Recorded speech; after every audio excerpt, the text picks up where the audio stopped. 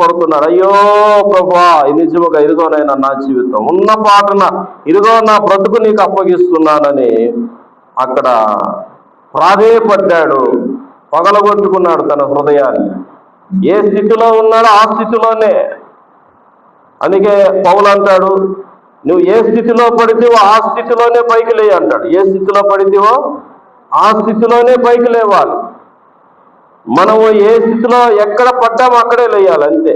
నువ్వు పడింది ఒక చోట అయితే ఇంకో చోట లేస్తావా? ఇక్కడ పడ్డావు, ఈడ పడ్డావు అని చెప్పి దొల్లుకుంటా పోయి ఇంకో చోట లేస్తావా? నువ్వు ఎక్కడ పడ్డావో అక్కడే లేయాల, అక్కడ లేచి నిలబడాల. అట కాకుండా నేను ఇక్కడ లేను అక్కడ లేస్తాను ఇక్కడ నుంచి దొల్లుకొని పోతావా? ఏమంటారు అట్లటోని? పిచ్చోడు అంటారు, ఇడికే తెక్కబట్టిద్దిరే అంటారు. కనుక అందుకే పౌలు అంటున్నాడు, నువ్వు